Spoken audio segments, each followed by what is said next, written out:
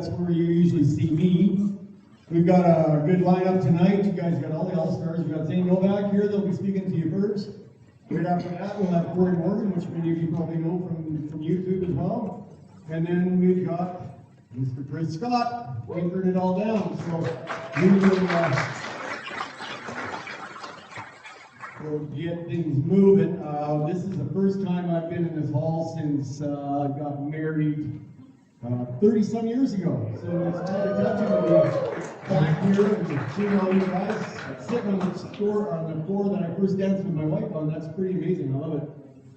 So we'll, without further ado, this is the Let's Talk Alberta event.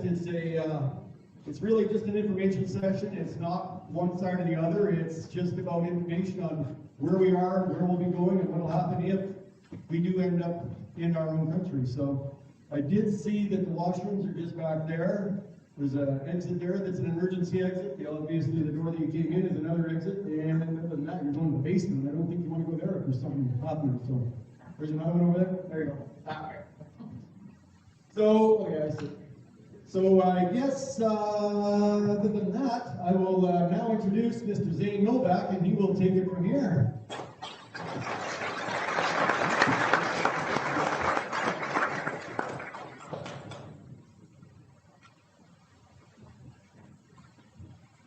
Timer going here because I tend to talk long, think short, talk long. So yes, I'm Zane Novak. I used to live in Calgary. I'm out, and I thought Calgary was a little bit of a media hotbed when I was there with stuff I was doing. Well, I'm out in Sudbury that's turned into a right now. Did a CTV interview just a couple hours before coming in here. I was in my vehicle, so I did the Zoom thing, and yeah, we'll see how it turns out. It's difficult to trust mainstream media. We'll see how it goes.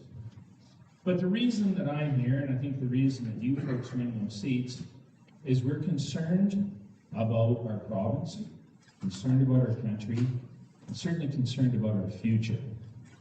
And I mean, I could be up here for hours talking about the negatives of where we are and how Canada has changed, particularly in the last 10, 15 years. But it's been on a slow decline this way since 1905. And, I've had a lot of people come up to me and go, oh, well, this is so dramatic what you're talking about doing. We just need to work harder. We can fix it. We cannot fix this from the inside. Our system, though it may feel broken to us, is not broken. It is working exactly the way it was created, the way it was designed. Back 200 years ago, really, by the Laurentian elite, It's always been set up that we were colonies to service England, and now really it's just switched to the West being colonies to service the East. And it was designed that way, and we cannot fix it from inside. Why do I say that? Well, you can look at how our Supreme Court is set up, for instance. Now, there are 7 Supreme Court judges east of Manitoba, 2 west. So even if it gets to the Supreme Court, what chance do we have? Not only that, Supreme Court, pretty much all of them are appointees by a Liberal government. The same thing works with our federal ridings. Last federal election we had, our ballot boxes, our polls closed at 8 o'clock. The winner was announced at 8:09. It doesn't matter who votes from Winnipeg West. Our votes carry no weight. You look at the Senate. Alberta has about 5 million people now. The Maritimes have about 2.4 million, so we're double the population. We have 6 Senate seats. They have 34. And they're pretty much all appointed by Trudeau and now Carney. So we really have no chance to get our own say. And to open the Constitution, we would need 7 other provinces to agree with that process if we want to address specific things of fairness. But you need over 50% of the population, which means you have to have either Ontario or Quebec side with you. The odds of that are 0. So, we've got all those things, but what are the outcomes we're living with right now? Well, we can see that our GDP is lower than that of Alabama. Our GDP nationally, the growth of it in the last 10 years has been 0.6%. The US has been 20.3%. But the media would have you believe that the US is a ship on the rocks and about to sink. Bringing us back to the topic of media. We look at the bills that are coming out right now, like C8 and C9, and how it restricts our ability to share information. If we do, we can literally be in prison. And now they're talking about all these ones where our youth can't be on social media. And part of me initially goes, that's maybe not a bad idea, because social media is very toxic. But do you realize that when that is passed, for anyone to have a social media account, Facebook, any of that, that you now will have to present like photo government issue ID. So if you ever post anything that no longer conforms to our federal government, you can go to jail based on Bill C8 and C9. So on one hand, they hold this little carrot up and go, we're going to protect your youth. Well, really, they're just taking it over on all of us. And the sad thing is we have the highest inflation, we have the highest housing costs of the G7, we have the highest food costs. Less than 17% of Canadians in a recent survey said they felt safe. And 1 in 4 families this year have had to use a food bank.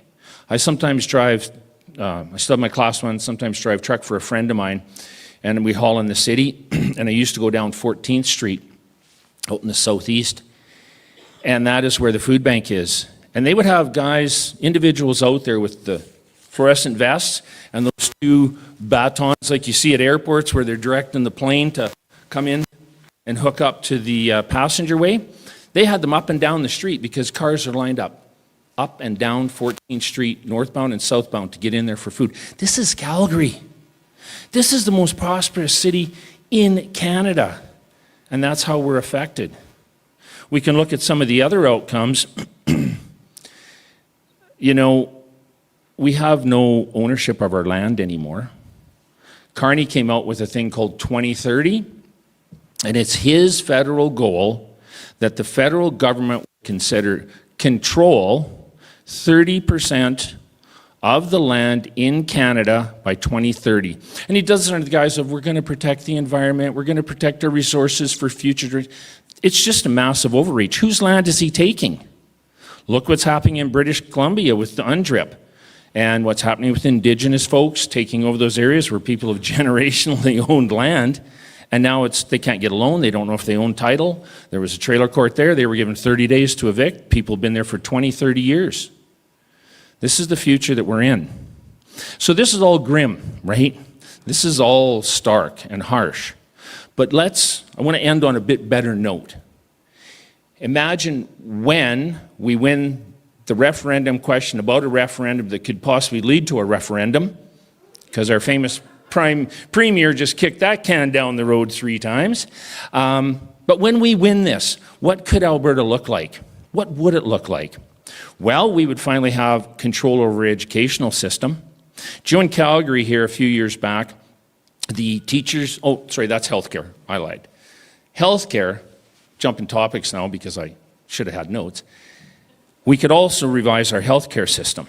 I mean, we just, for the second time, had a person die in a waiting room in Edmonton, in the waiting room. When I was involved in the nonprofit community in Calgary, AHS leased a building for their bureaucracy, their staff that aren't doctors or nurses, and they signed a 5-year lease that paid over $120 million, not allowing for the extra costs of move-in setup fees and then to put the property back to its original context at the end of 5. It was over $120 million. The city appraised value of that building was $118 million. Who here would not rent your house out if you could get full return on your investment in 58 months? Those are the types of bureaucratic deals, and in the meantime, we have people dying in waiting rooms. And we see the same problems with our school, our educational system. We put our children in and they come out often educated and indoctrinated in a way we no longer recognize them, and they're not capable to fill out a resume, pick a career, balance a checkbook, fill out their taxes, cook a meal, or do any of these things. So we can reset all these things, and we would have the funding to do it, given the overpayment that we give to Ottawa. You know, some of the numbers, I'm sure you're familiar with all of them. You know, our transfer payments are always in that 23+ billion a year. Our federal income tax, we usually pay about 70 billion a year, and only about 40 billion of it comes back to us by way of programs for education, infrastructure, education. Interesting to note on that, when Carney got in, he announced 10 mega projects in Canada, not one in Alberta, even though we're funding most of the others. And then we have an overpayment in CPP. You know, we pay in 9 to 10 billion a year. We've never taken out more than 6 because we have a younger population. We have an overpayment in EI of $500 million a year. You add all these things up, and those are numbers that can stay here, along with the fact that, you know, we pay tariffs between provinces right now. We would actually have a better ability to deal with our neighboring provinces if we're a country than what we have right now being part of this. And everybody says, oh, we're landlocked, we're landlocked. Well, we're landlocked now. At least under international law, we have the right to tidewater. There are so many opportunities that we have. We have the ability to look at almost 200 other constitutions now, plus countless ones from before, and figure out an amazing template as to what we want our Constitution to be. And we will do it with input from us. We as citizens of this new republic, or whatever we choose to call our nation state, we will write those documents. We have the ability to bring merit into our government, not just bureaucracy, not just popularism. Right now, to get in, it's basically a popularity contest. Get your friends and your family out to vote you in. Doesn't mean you're competent at all. And we can see that every day in the way our government runs. But I'm going to leave on this note. The most important point of this evening is a question and answer we do at the end. Think about your questions. If you want to ask questions about our Indigenous members of this province, you want to talk about the military, you want to talk about the national parks, you want to talk about any of these subjects, please, please, please, at the end of this, get that microphone, we'll have it for you, ask those questions, because that is where the most education happens, is in the Q&A. And thank you for listening to me. And I am calling on someone that we've all been wanting to hear from, because this guy is actually intelligent and knowledgeable.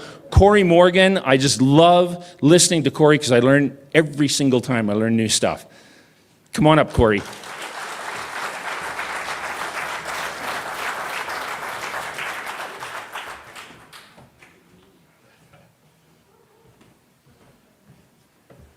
Gee, thanks for setting the bar low, Zane. I guess I better begin with an acknowledgement. I'd like to acknowledge that the administration of the town of Taber raised my TPA an extra $10,000 through their myopic idiocy. And I hope those peckerheads keep it up and help me raise 20. I like to thank people when they help me out. It'd be ungrateful not to. But you know, it's symptomatic. It's showing what's going on with this discussion. It's showing what's happening all over the place. You know, once in a while, I think a lot of us get those periods of introspection. You know, we think to ourselves, am I on the right side? Am I doing the right thing? Am I moving in the right direction? One of the easiest ways to ask yourself, though, wondering if you're on the right side, are you on the side that supports freedom and debate? Yes. Then we're on the right side. I don't know how the Federalists can really look at themselves as they try to cancel discourse, as they try to tear down signs, as they shut down parades, think that they're on the right side. If they're afraid of the discussion, it means they have no point. I mean, I can't say that for all of them. There are some good points to be made by Federalists, and I would rather they tried to do the discourse in the public forum through discussions rather than trying to cancel us. But they seem to be on the canceling front. The insecurity of it. You know, there's Canadian flags here. I got to admit, there's a lot more blue than red. But these flags don't bother me. The flags represent the country that actually gave me a very good upbringing, a country that provided me a lot of freedoms, a country that had a lot of prosperity, peace. There were a lot of good things about Canada. There was a lot of great history in Canada. There were a lot of Canadians who worked their butts off, sacrificed in wars or just breaking the land so we can enjoy what we have today. I'm not so insecure that I'd be afraid of that flag, even if I want to evolve into independence today. So again, what does it say about the other side? And we need to have these talks. They're afraid. The establishment is afraid. The parasites are afraid. We're becoming afraid because we're seeing this future that Canada was built upon fading away. We're seeing those freedoms, the big wake up during COVID to realize our freedoms weren't nearly as entrenched as we'd thought they'd been. As we're watching our gross domestic product per capita flatline, whilst our closest neighbor, the United States, has almost double theirs, while ours stayed the same in the last 15 years. Where's the prosperity? We're seeing the construct failing, so we want to change it. We want to move forward. We want to move up. So who would want to keep it? The establishment, the ones who are doing well, the poli-sci professors who make 6 figures and take multi-year sabbaticals so they can write more extended piles of crap, teach liberal arts degrees to kids who end up making lattes for the rest of their lives. They want to keep this going. Politicians want to keep this going. Some of the business interests that rely on nothing but subsidies want to keep this going. They're the ones lining up to try and shut down our discourse right now. They're not trying to reason with us. And that's what makes me confident that we're on the right path. And they're going to throw all the roadblocks in front of us that they possibly can. And we shouldn't be surprised. I mean, you know, the Clarity Act is there, the path was there, but they keep curving the path and they keep adding another hurdle. But you know what? We can't let that get us down. And it has happened with some people, but I see they're all kind of getting up again. The court ruling brought a lot of people down. It slowed a lot of people down. They worked their butts off all winter petitioning, thinking they were playing by the rules, thinking they were working on a democratic exercise, to have a Trudeau-appointed judge say, you know what, you didn't consult every single Indian in the province, so we're just going to shut that down. That frustrated people. But should we be surprised? You know, but we can't let it stop us. When a hurdle is there, we go over it, or we'll go around it, or we'll push the damn thing over and step on it. Well, we don't stop. We've got a mealy-mouthed question coming this fall, this non-committal word salad, but it has turned into a de facto independence debate and question. The country, in fact, the world is watching this to a degree, and they're seeing this as an independence vote. And I know it's not binding, but it sets a heck of an example. And we're at a disadvantage because the Federalist side doesn't really even have to win this question. They'll still be there.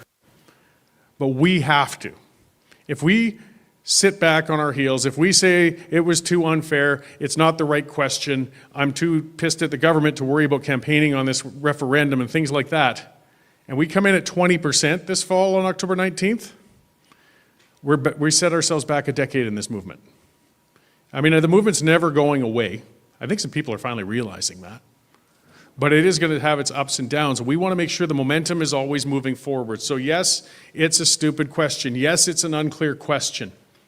But having a strong showing in support for option 2 on that question is vital for us to keep this movement moving and alive and making a point.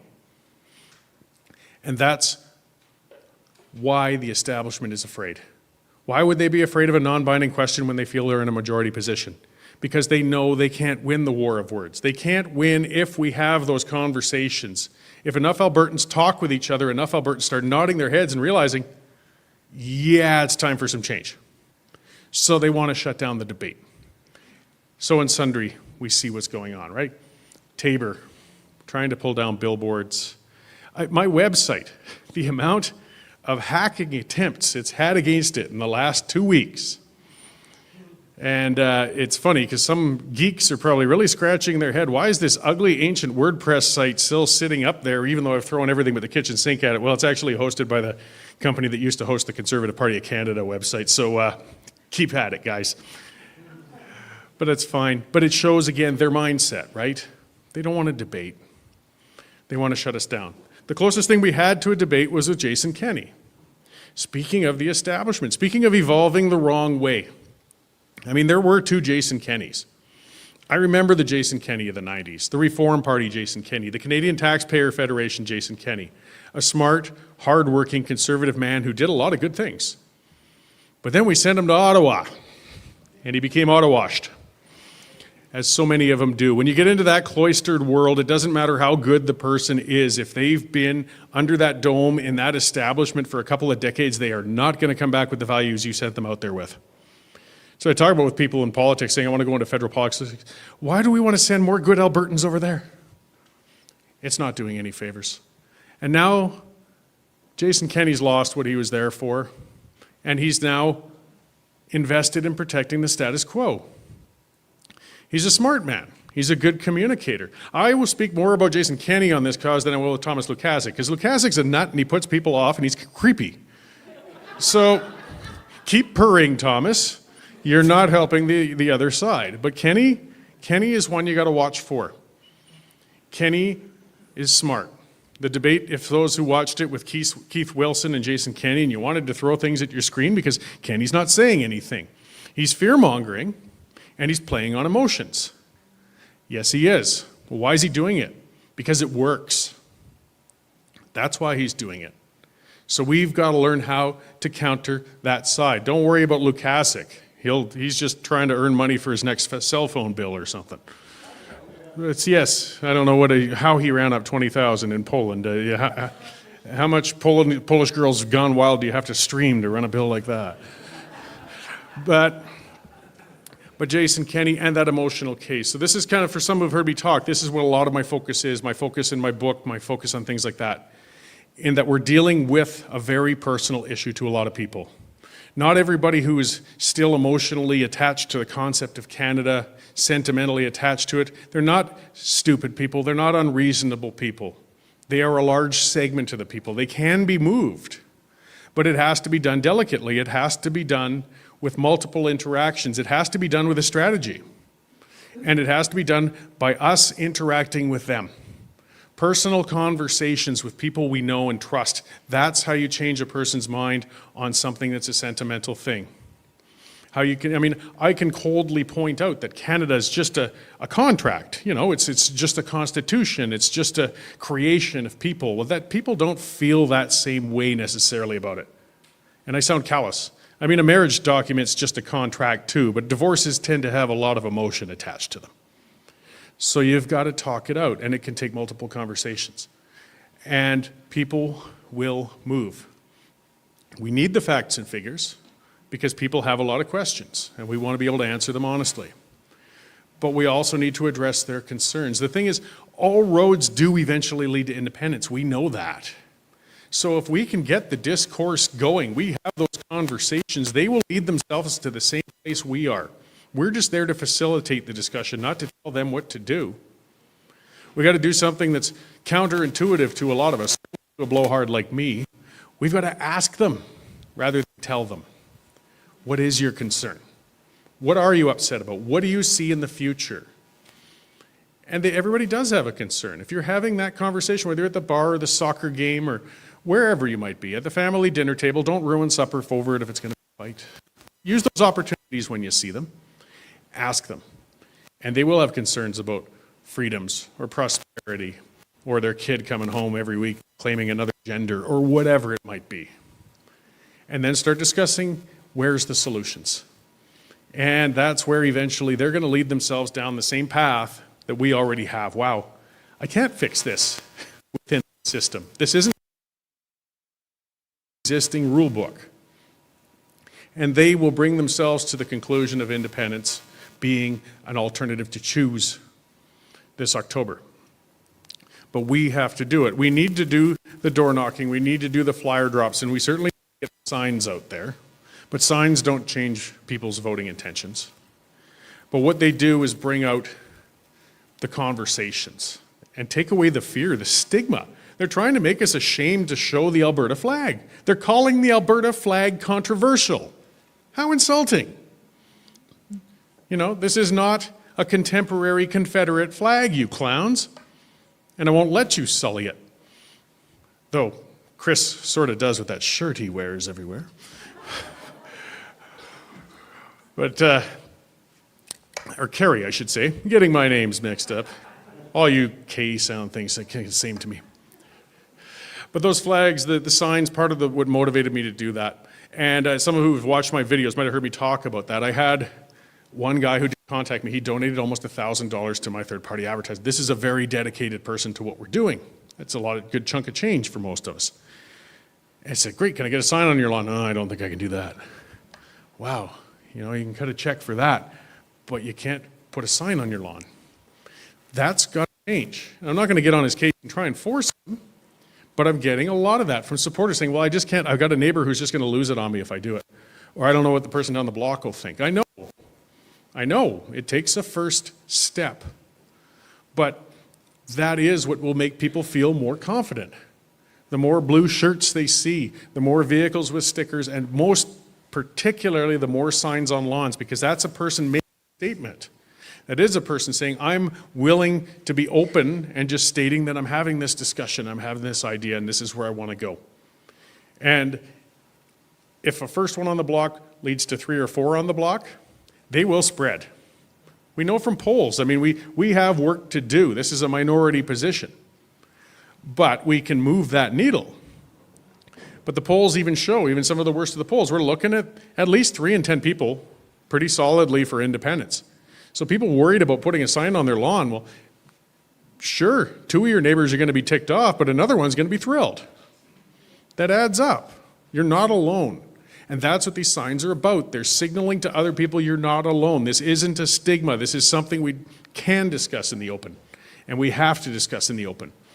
And then maybe you could have that discussion with your neighbor over the fence. They might not put a sign on their lawn, but now they're having a talk about it. Well, what's up with the sign? Let's be civil. Let's talk about it. Have a beer, have a barbecue, whatever.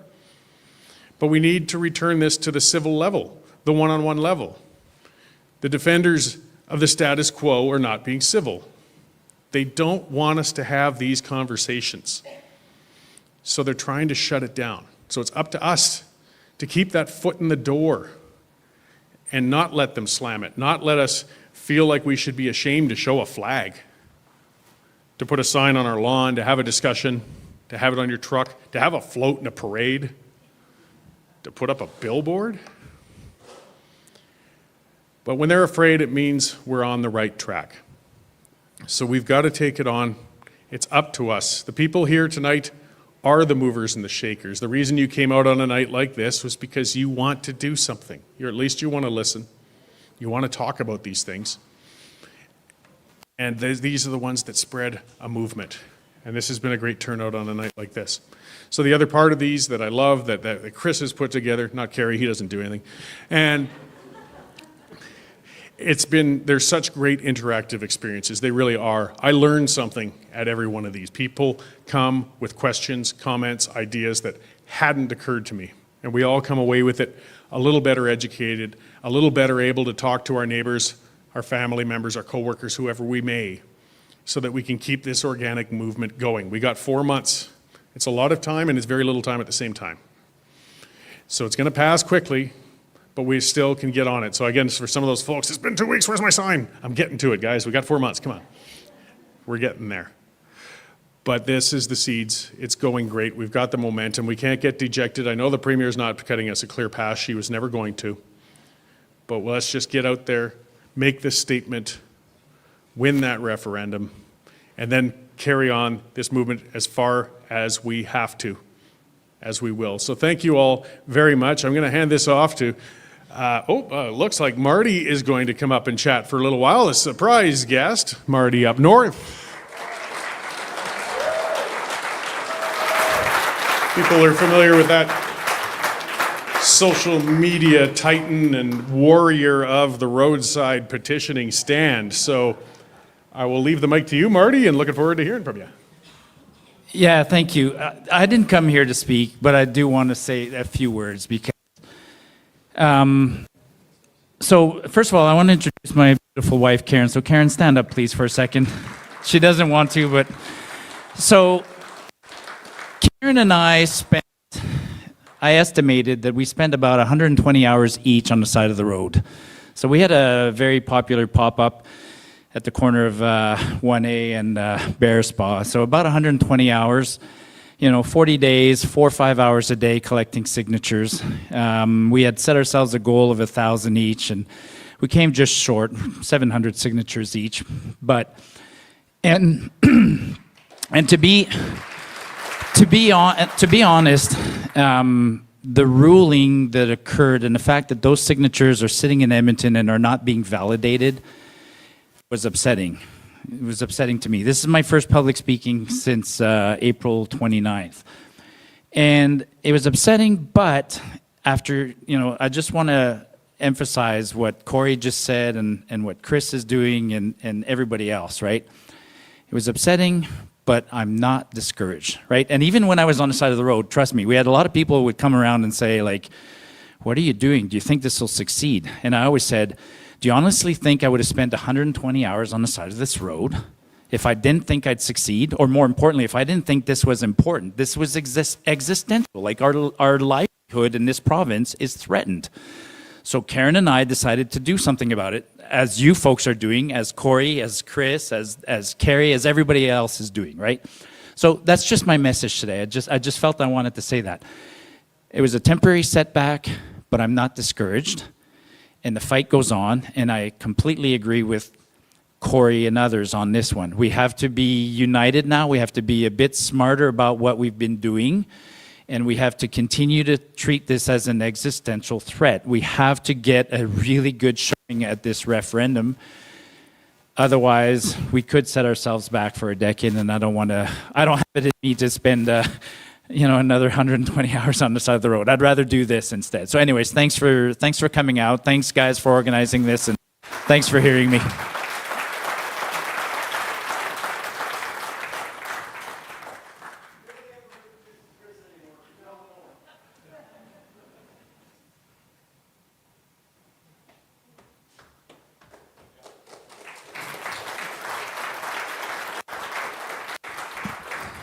I don't get an introduction anymore because people want to watch me try and run. I've been told it's quite amusing. Well, thank you all for coming out. It's fantastic to see so many people out on what day of the week is it? I don't even know. Is it a Tuesday? Really? Wow. That person that said they'll see me next Tuesday, they're not even here. Weird. Sorry, I can't help myself. It's great to see so many people out when there's so much other stuff to do. I mean, there's storm watching to do today, apparently tornado chasing. We had a tornado, Peace River, something like that in Alberta in the last little while. Summer's kind of in full swing. Jessica and I, on our way up from Milk River today, or actually on our way down to Milk River yesterday, we encountered one of the most beautiful Alberta sites that I've seen yet. It was called Chin Coulee Campground. Beautiful lake, reservoir, clear water, nice little campground. I'm hoping that Let's Talk Alberta could put something together so we can do something fun there one day. But as we drove past there, I started to get that feeling like, I don't really want to go and speak at these events. I just want to go buy a little boat, a little engine that doesn't run very good, and I want to go fishing.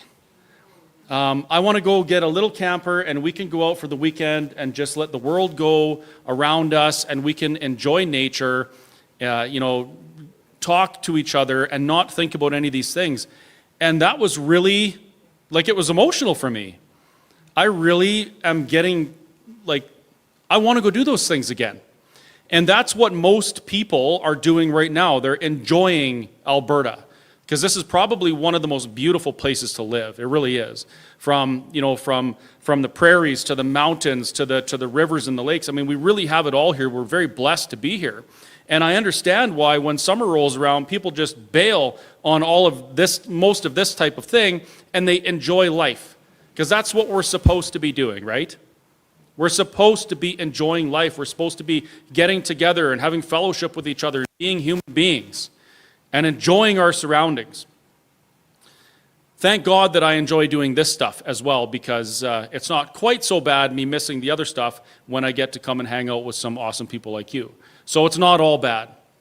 But I say that just to I want to set the stage for what we're about to see over the summer. During the summers, political campaigns, they kind of stop. Politics kind of screeches to a halt because our politicians, they want to go spend 4 months vacationing as well. And we don't see the turnouts that we used to. So what does that mean? Does that mean that, the momentum is gone? Sure, the momentum kind of drops back a little bit, but the same issues that were there before that motivated us to fill halls, those issues still exist. We're still in the same situation we were 6 months ago. The difference is now we have a lot more experience. We've learned a lot of things. We've seen how the government's going to respond. We've seen how we're going to respond, regardless of what side of the conversation you're on. And all of those things together, those give us more tools, more resources, more ability to do what we want to do. Why we're here tonight? Because we want a better future, right? So no matter what happens, no matter what things happen that are considered a setback or even a kick in the shins, like what we saw coming from government about the question that most people wanted to see on the referendum, these aren't setbacks. They never are. They're always opportunities to do better. Every single time. When we fail individually or we fail collectively as groups, or we don't meet the bar we wanted to meet, it's a learning opportunity. It's a blessing. It's tuition we're paying in order to achieve the things we want to. And we got to start thinking that way instead of, what most people would do is kind of recoil into a little bit of a depression or anger or whatever, and we let that remove our own motivation to do what we know we need to do what we know is right, to be the change we want to see. And we got to stop that, because there's going to be more setbacks. There's going to be more failures. There's going to be more kicks in the shin. Perhaps the kick will be a little bit higher, men, and we're going to feel it. It's going to sting.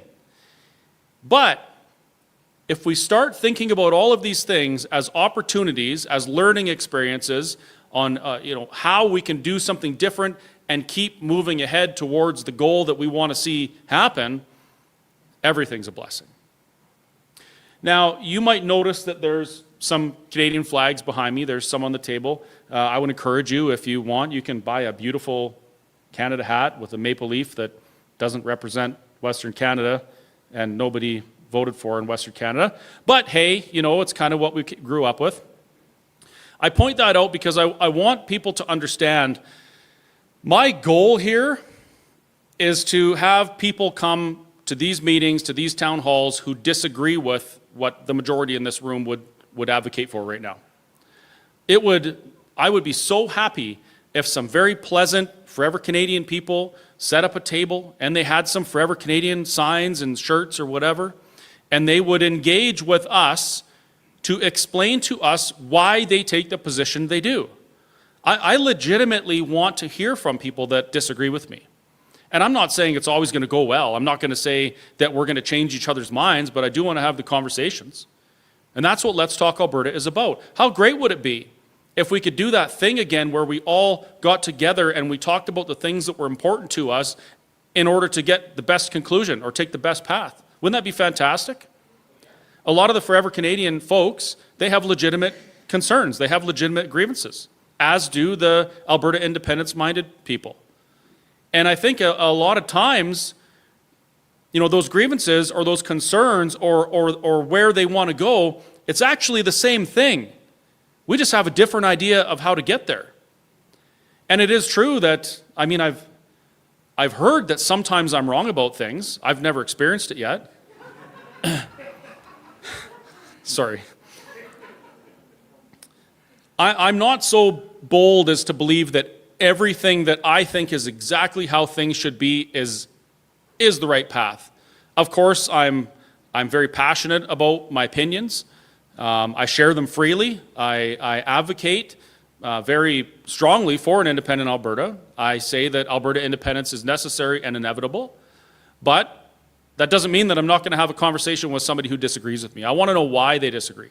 The one question that I've been asking, and I haven't really got a great answer, is if we were already an independent nation and we were asked to join Confederation under the current terms, would you do it? And most people say no, at least if people understand the terms, right?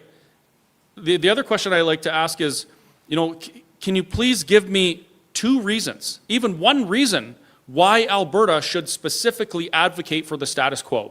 Why should we continue along the path we're on? Give me one solid reason. And I don't get any. I've got lots of emotional arguments for sure, and the emotional arguments, those are difficult ones, because when we have an emotional response to something, we kind of form a preconceived bias, and that emotional wall stands between us and reality, right? Men, I'm sure most of you in this room have experienced that, probably some of the women too.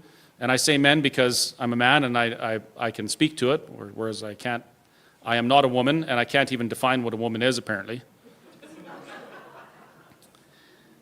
But the point is, the more conversations we have and the more opportunity we have to have a human interaction with each other, the better the outcome for our future will be. And it is unfortunate that sometimes we see even the notion of a conversation go off the rails. I mean, what we saw in Sundre that's a little upsetting. It's sad to see how that played out. I don't like that people feel that they have to be political gatekeepers. And I'm not going to delve into what I believe happened, but what I'm seeing is there's a lot of people who are really stuck in that idea about it's impolite to talk about religion and politics, right? And I say this, I've said it 100 times, I'll say it again.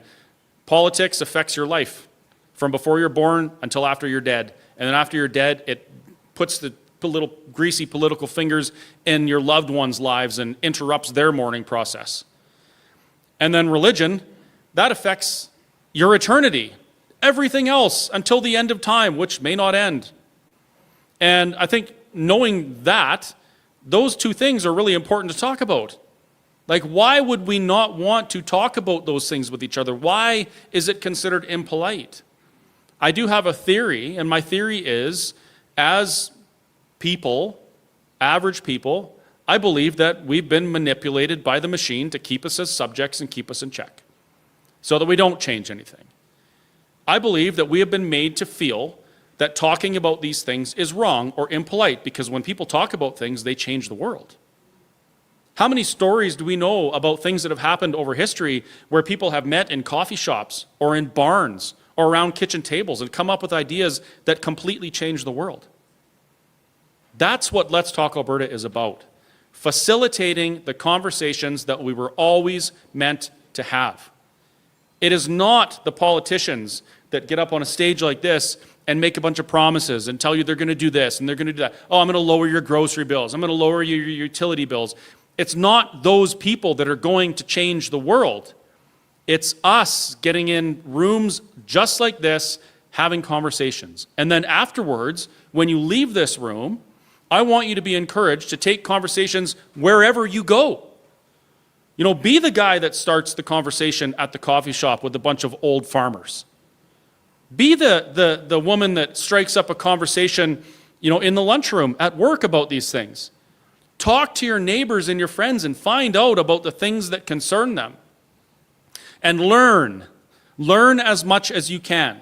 The reason I say that is because if we hear somebody with an opposing viewpoint telling us something, whatever, this is their opinion, they're telling us, and we need to be able to speak to them about it, right? I've found that most, if not all, of the arguments that I've heard, the challenges that have been presented to me about Alberta independence, can almost easily be turned around as a rationale why Alberta must be independent. This goes right from the landlocked argument to the currency to military, what have you. And if we take the time to learn about these things, we become very effective communicators. We become very effective ambassadors for what we believe in. And that's what we're doing. We're standing up for what we believe in. We're having the conversations.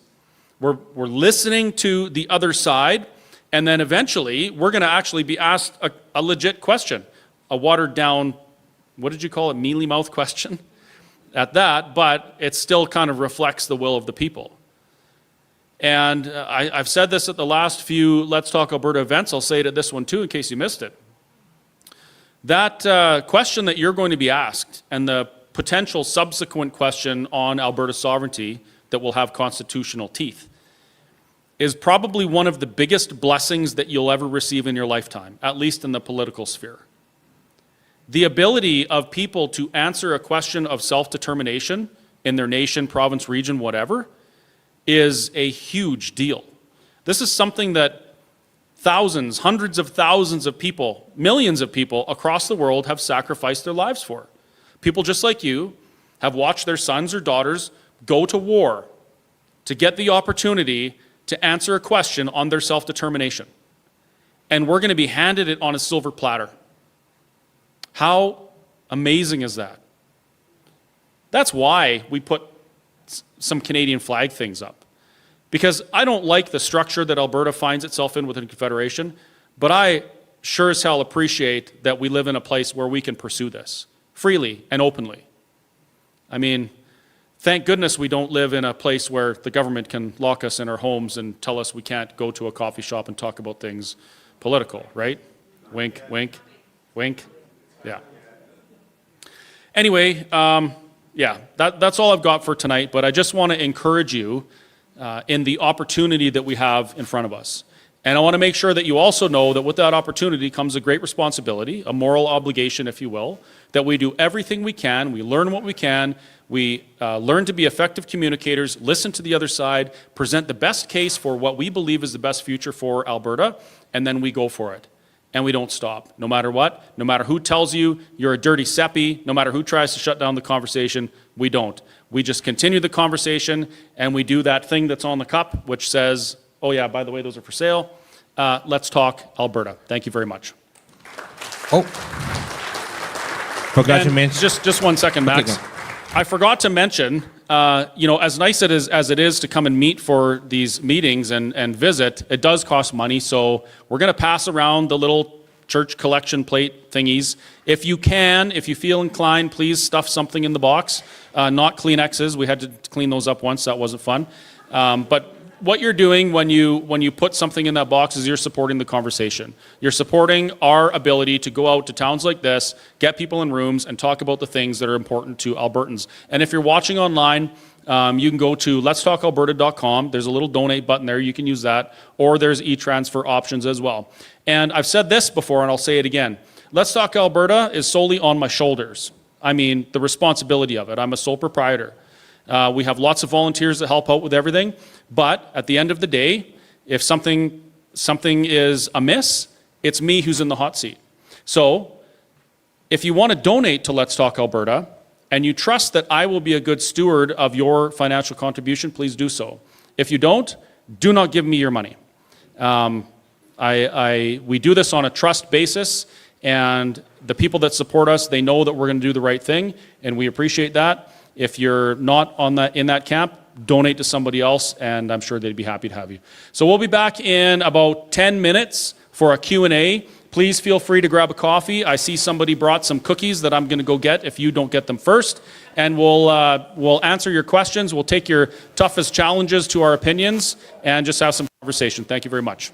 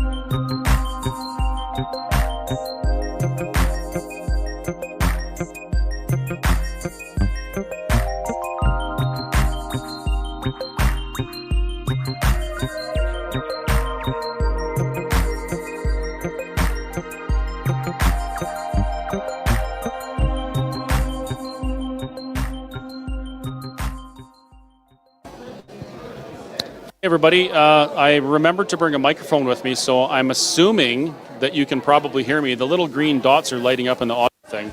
We're going to be back in about 10 minutes for a Q&A, but I just wanted to take a moment to make sure that everyone understands why we're doing this. The folks at Let's Talk Alberta, myself included, we really believe that Alberta has the opportunity to do something absolutely amazing, not just for Alberta, but for anyone in Alberta, Canada, even around the world, that is frustrated watching the machine just stomp average people. I really meant that when I said that I believe we've been manipulated into advocating for this kind of status quo that never really seems to benefit us. You know, we see this in announcements from our politicians. We see the NDP putting out tweets saying, we're going to give you this, we're going to give you higher payments, we're going to give you lower grocery bills, we're going to do this, we're going to do that. They really have no plan to deliver it. And on the other side, we see Conservatives saying, well, you know, we're going to give you this only, but if oil prices drop, then you're going to have to pay more, these types of things. I'm not really happy with any of it. I took some time today, and I started really looking at the numbers in Alberta, and I'm going to talk about this more, but you wouldn't believe what we could do in Alberta and how we could help people if we just took control of the things that we need to take control of. If we abandon this idea that politicians and political parties are going to be the savior of us, and instead we have the courage for the changes that are necessary to do these things, we can do it. The reason I started looking at this more seriously is what's going on with AISH and ADAP. So a few months ago, the nice young lady in Tabor who was on AISH came up to me and she was freaked right out what the government was talking about doing. And she said, listen, this is going to harm people. People are contemplating suicide because the government's clawing their money back and we don't know what to do. We don't know who's going to advocate for us.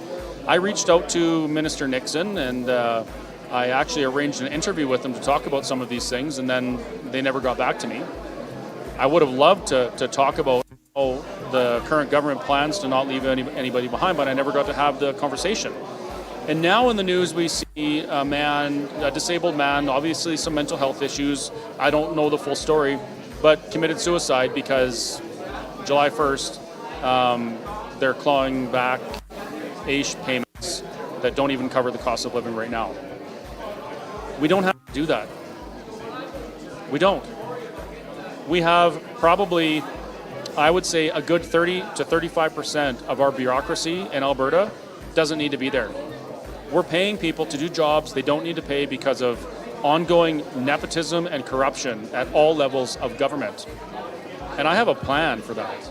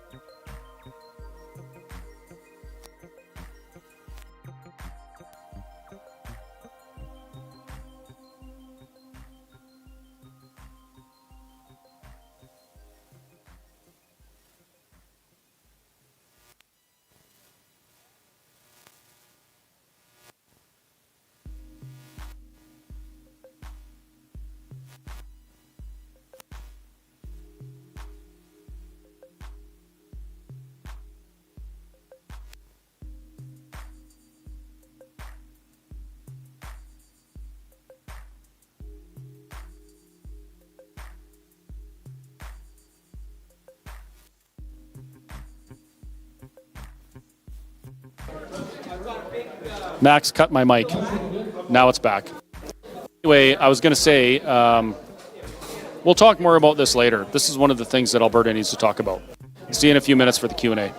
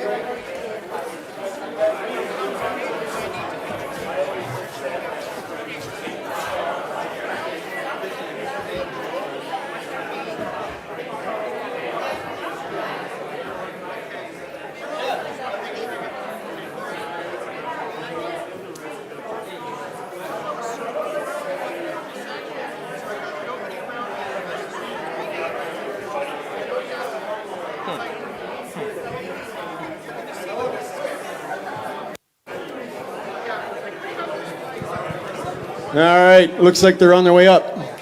Wayne, shush.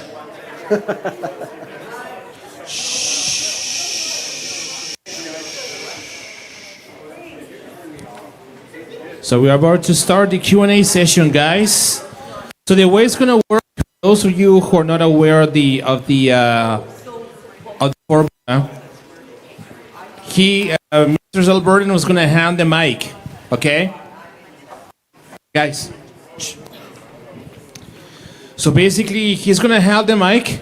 If you got questions, raise your hand, and he's going to come to you with the microphone, okay? The people who are on the stream can hear your questions. If you are more or less shy about you being on the signal chain, we can write these questions down, and we'll read your questions after that. Okay? But it's important that whenever you have a question or you have something to say over the microphone. The people on the stream cannot absolutely hear anything that's coming from here. Okay? Now I'm back. All right, so everybody knows who's on stage. We got Zane, we got Cory, we got Chris. Has anybody got a question they'd like to lead us off with? Anything that's burning? We want to stump these guys. We want to try and get something that they can't answer. And aha, that was the key words right there. So, aside from all the things you're doing now, which are fantastic, and thank you for your service, how do you attract all demographics? I don't. That's the honest truth. I do not attract all demographics. There's some people that are repulsed by me. And that means that if you share my opinions, you have to be the ones that attract those people. Because not everyone likes everyone else. And that's the beautiful thing about conversations, is it doesn't have to be me having the conversation with everyone. I have the conversation with people who want to listen to me or who will put up with listening to me. And then those folks, you go out to where you're at, and you're the ones that talk to the people that we can't reach. And this is especially true for the people that are blinded by emotional stuff, right? I don't have a trusting relationship with those people. You may. So you may be able to approach this subject and have the conversation from a place of trust and relationship already, which allows you to kind of bypass that emotional barrier that I never can. So that's the truth. We're not going to reach everybody, but with the 6 degrees of separation thing, everybody can be reached if people are willing to do the work. Yeah, let's expand a bit. That politics sort of comes down to the same thing in every demographic, and not all respond to the same thing. But the bottom line is what people want to hear is what's in it for me. And that changes demographic by demographic. When we talk in a lot of rooms, and some of the older demographic, pension is one of the top questions and people are concerned about and they're worried about. And that's where we have to make people comfortable when we talk about these things. And they're asking maybe at best then, what's in it for my grandchildren? They're looking to leave something down. But as a kid who's 25, pension, I'm going to live forever. I'm not thinking about that yet. But they're worried about how am I ever going to possibly save to buy a house. So we have to model our question to the concerns of those demographics. It kind of comes back to what I talked about earlier too. If we don't know the concerns of that demographic or a different ethnic demographic or many others, ask. We don't necessarily know. That's one of the things we should never be afraid to say is I don't know. And please inform me. What are your concerns that are unique to your situation? But yeah, having a blanket policy to try and reach every demographic, we can't do it. But being receptive and communicating, we can reach a lot more of them. We all have a lot more common interests than we think. We just have to figure out where they are. And just to add to that a little bit, it's often difficult to start any conversation, especially on a topic like this, because, we can see that people are very emotional. But like Chris said, a lot of you know individuals, maybe friends, relatives, co-workers, maybe you're on the fence. We always have to approach in a way where we don't get into a yelling match. Once emotion enters the conversation, we're done. So a couple of things that I use to try to draw people out, and if they're like, oh, I want to stay in Canada and everything, I go, absolutely fine. I says, but you don't have to answer me right now, but just think about this. And Chris, I think in his speech, alluded to this a bit. I always say, can you name for me one specific thing that Canada has done for Alberta? Not for all the province territories, not for the West, but one specific beneficial thing that Canada has done for Alberta. And I've never had that question answered. And then people get, and I'm saying, I'm not putting you on the spot, you don't have to, just think about it. I said, but I can name for you really easily 700 billion things that we've done for the rest of Canada. With our transfer payments, we've built hospitals, highways, bridges, schools, all types of infrastructure, and helped out in many areas. That's why I think that we should look at options. The other thing is, if they start on a topic And this is what I recommend everyone. There are so many things that we can address, but you can't know them all, right? So research one particular thing that interests you, whether it's education, whether it's healthcare, whether it's taxation, whether it's, industry, whether it's whatever it is. Do your deep dive into that and be very confident and very knowledgeable. And you start a conversation and they might go off on something you're not that well versed in and go, I'm not that sure about it. Like Cory said, we can't answer everything. There's nothing wrong with saying, I don't know. But then you can come back and draw them into your conversation and say, well, this is what's interests me. And then bring the conversation to the area that you've done your research and you're confident in. And then say, I'm going to dig into what you ask about because I need to know more about that too. And kind of just put that there and leave it open. And the other thing, I know I'm going long-winded here, getting the look. But the other thing too, in voting on that referendum, there is no downside to voting yes for a referendum. And this is how I'll explain it. You can go back to Quebec. When Quebec almost won that referendum in 1995, it scared Ottawa, it scared Canada, and they got a ton of leeway. A ton of leeway. So you can say to people, hey, even if you want to stay in Canada, that's fine. But imagine if we could scare Ottawa. Because I don't think there's many Albertans would say that we get a fair deal in this country. Even if you want to be a Canadian for life, that's fine. But I don't think many would say, oh, we got a great deal here. We're treated just as well as Quebec or the Maritimes. So, just say, hey, but, if you voted yes, imagine if we could get like 40% that would say yes. Man, that would finally make Ottawa pay attention to us and give us some of the leverage that Quebec got when they voted 49-51.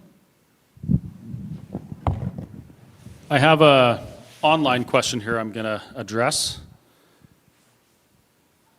So Brett says, would it not make more sense to abandon the Alberta flag and make a whole new one, being rid of that English Red Cross?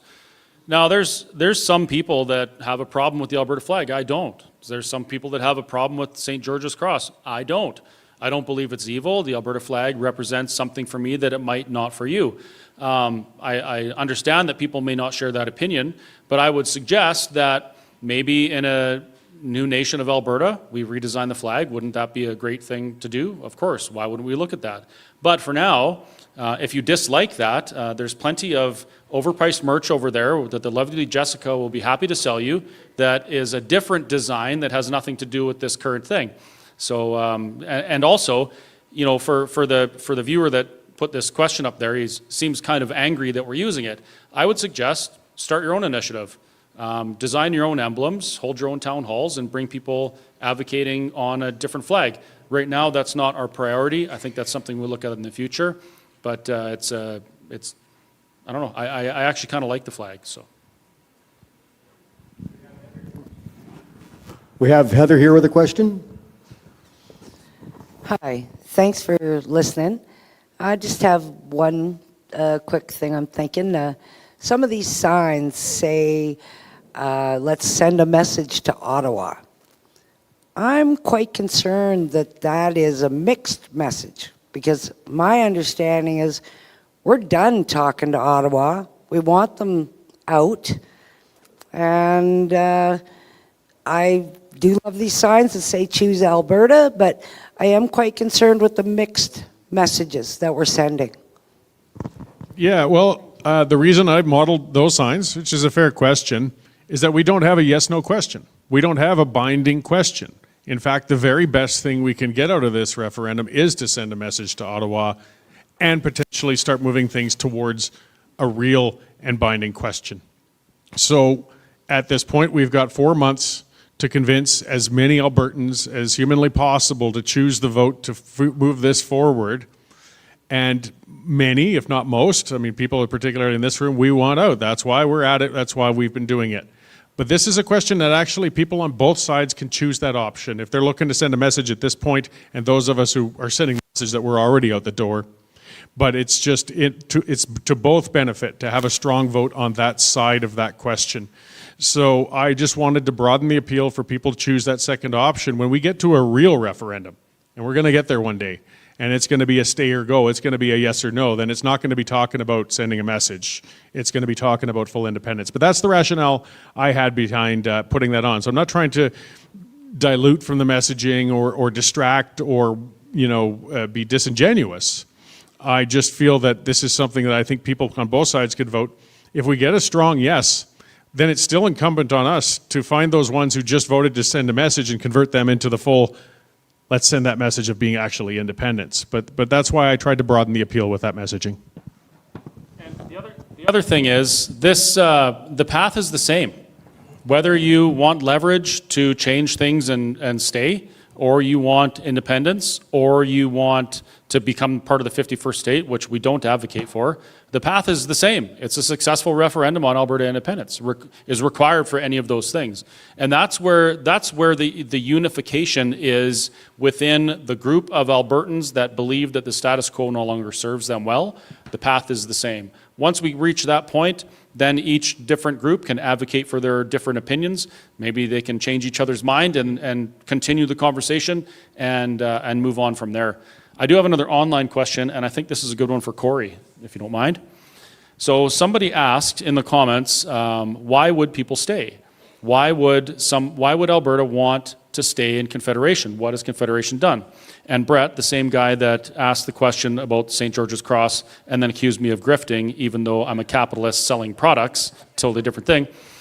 He says, these are the things that he say we get. Trade deals, military significance, residing under the Commonwealth brings a lot of benefits, such as open movement and military alliance. Seaports on 3 oceans. There are many benefits to staying. How would you respond to that, Cory? Can we access any of those seaports right now? No. Is Team Tampon what's protecting us from being invaded by Russia or the United States? No. I mean, hey, there's some fine people serving in the military who are putting in what they can with an underfunded and under-respected military service. But these benefits, there's nothing offered that we can't replicate in an independent Alberta. In fact, replicate and improve upon. The coastal access one, I mean, we've got to address that one. Might as well hit it. It's a common question. We're already landlocked. Let's quit pretending we aren't. As Zane mentioned earlier, there is international agreements, but it's true, the UN isn't going to come in with their blue helmets and help us get a pipeline to the coast, but we certainly have some justification. The reality is what we don't have right now is leverage. There's nothing to twist BC's arm to say we're going to allow the pipe, and that's why it's not happening. But if we're independent, how many hours would it take after the rail lines are shut down before they'd say, okay, we'll take a pipe? And I mean, you negotiate, you make sure it's beneficial for BC. You can't force it through. They've got to get a piece of the action. That's fair enough. That's how countries work with each other. But we would have a much better ability and leverage to be able to reach those coastlines than we have now. I'm sorry, but anybody watching us spin our wheels for the last 20 years on trying to expand our infrastructure can't sit here and try and tell us that Canada is doing us favors as far as that is concerned. So that's where I stand. There was a comment alleging that we disrespect the military. No, the disrespect to our service people started in the late 70s when Pierre Elliott Trudeau decided that Canada didn't need the honorable military we had and underfunded it for decades and put it in a position where it is right now, where service people have to turn in their kit to send it to other people because there isn't enough. You know, like the state of our military is absolutely pathetic. And it's nothing to do with the service people, the men and women who serve. It's everything to do with the nation and the bureaucracy that took control of it and abandoned it. I mean, our Canadian government tells our veterans that they're asking for more than we can give, and then they send, how many billions have we sent to Ukraine? 45 billion or something to other countries to fight wars that have nothing to do with us. I mean, we sent $80 million to some country with a Istan on the end of it. I can't remember exactly which one it was, for gender-affirming mine-clearing operations. And we're telling our veterans that they're asking for more than we can give. In Edmonton and Calgary, every single winter, our veterans die freezing on the streets. Did you know that? Every single year that happens. So when someone tells me it's disrespectful to challenge the status quo that allows these things to happen to our veterans and service people, this is one of the greatest arguments for Alberta independence. Imagine if we could constitutionally enshrine honoring our service people and making sure that they have the things they need and they're taken care of after. We don't do that now, and honestly, Western Canada, we don't really have much voice to change that. If we dislike that Justin Trudeau tells a veteran that they're asking for more than we can give when they just want to be taken care of, we could get everyone together, vote all the same in Western Canada, and it wouldn't make a lick of difference. And they'd continue abusing our service people like they do now. So if you want to do something to honor our service people, Alberta independence is a very good option to do so.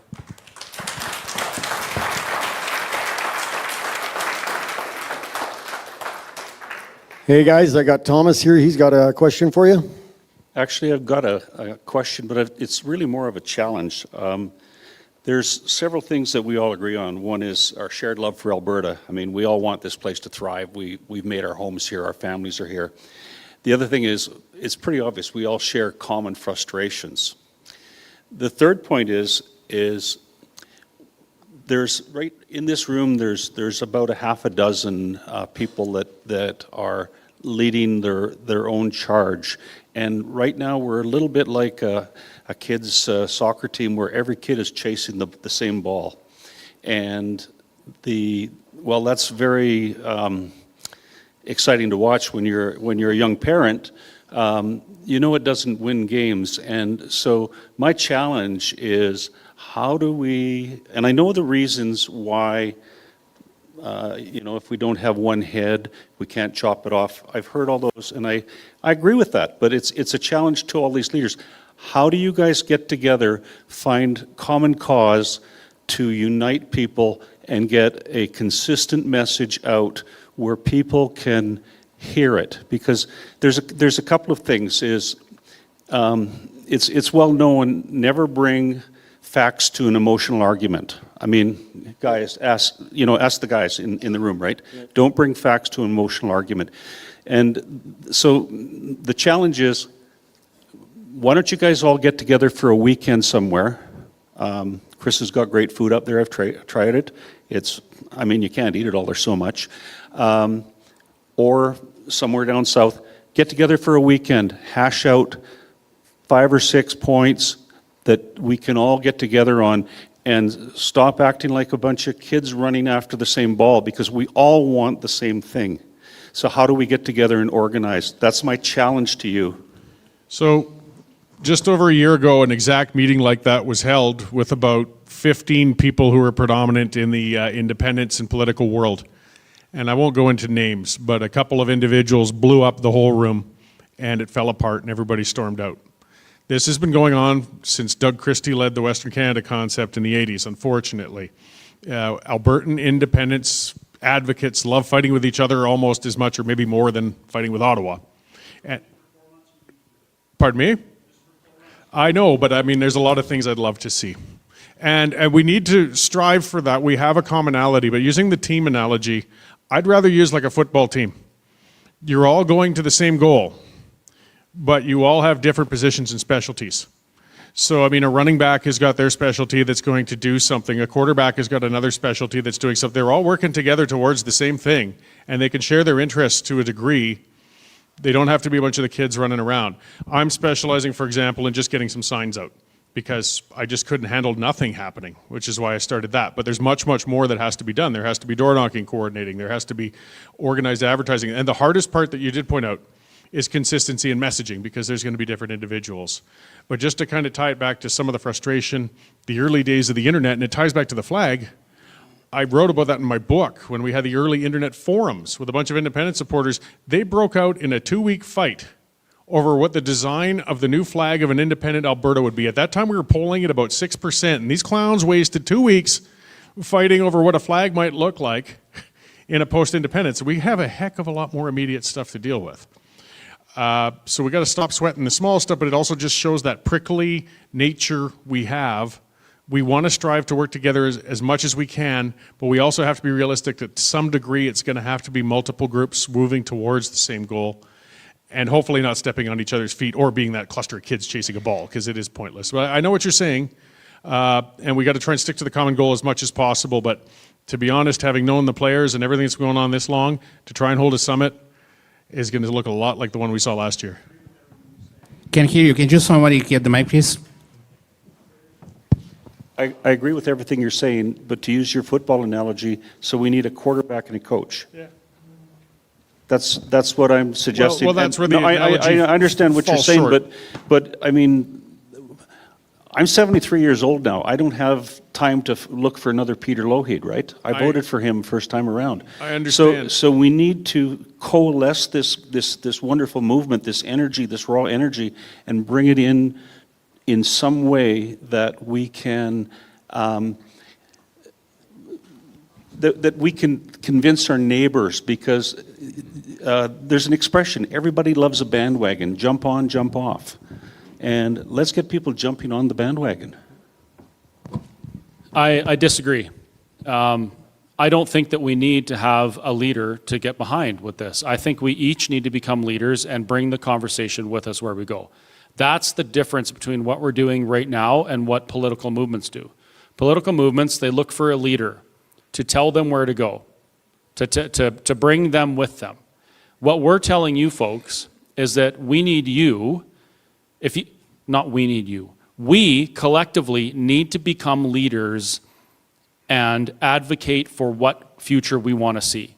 Because what we're looking for in October is not a new politician or a change of, a government for 4 years or something like that. We are asking a question on whether or not we want to self-determine.